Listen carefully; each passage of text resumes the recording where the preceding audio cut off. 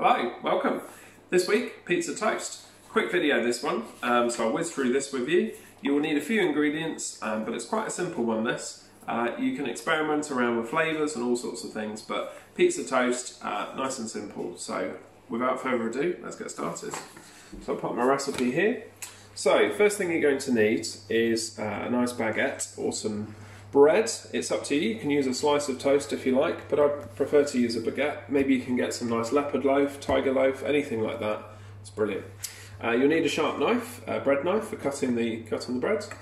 You need a big spoon, a smaller knife for cutting mushrooms and peppers and things.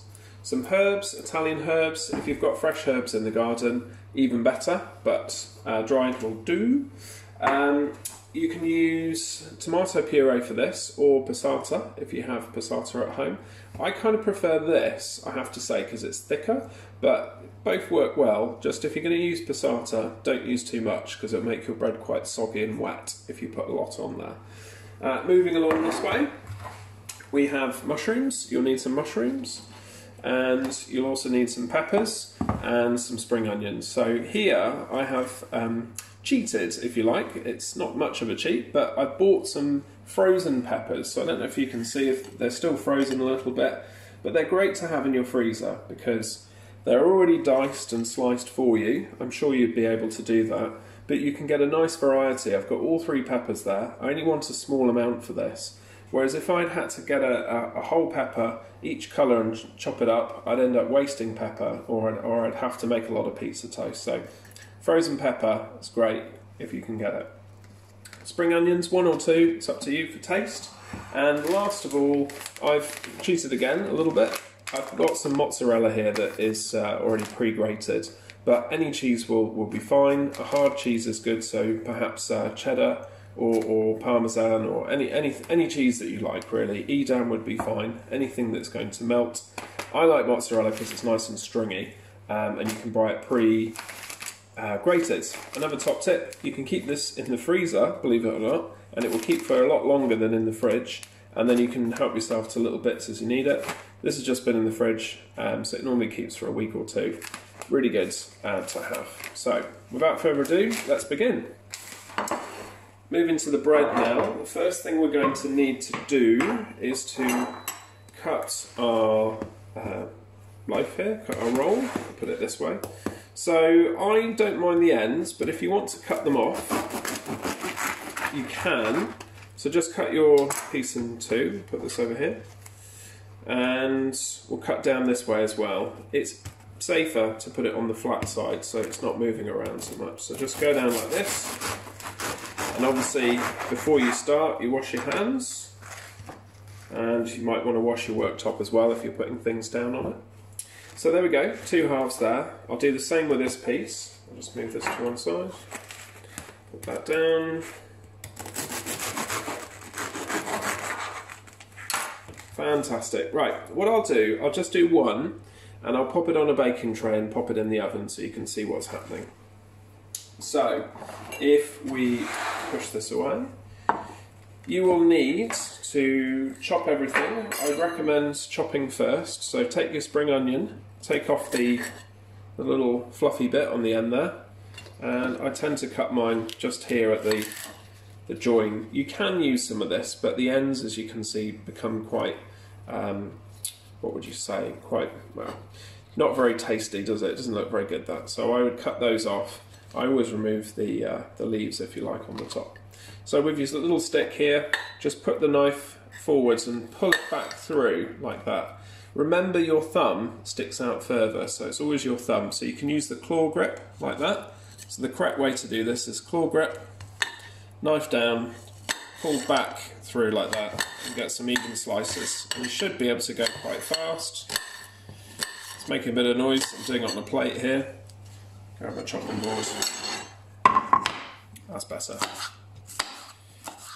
So my knife's a little blunt actually. It should be going a lot easier. There's a bit of resistance, but the idea is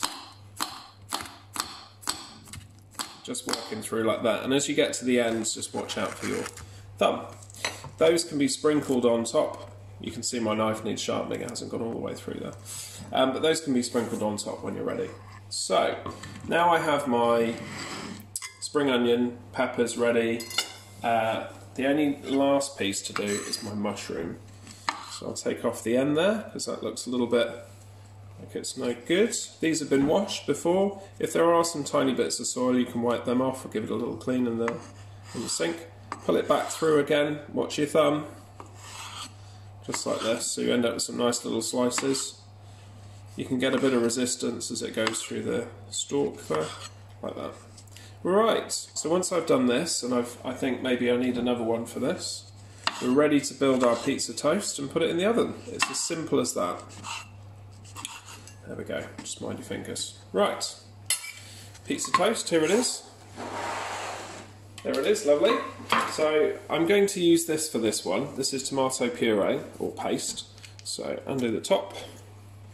I'll tell you what, I'll just do one and you can repeat. I don't need to do all four. So we'll put a little swirl on there. How artistic, hey? And then I find the back of a spoon is very good for this. So take the back of a spoon and just smear it onto the top. That's gone off there. Doesn't have to be perfect, but you want to get a nice coating if you can, like that. There we go. All right, not too much, but you don't want to be seeing too much bread through this as well. You want a nice coating. Then I would take my herbs, sprinkle them on. Ooh, you might think that's a bit much. Potentially it is.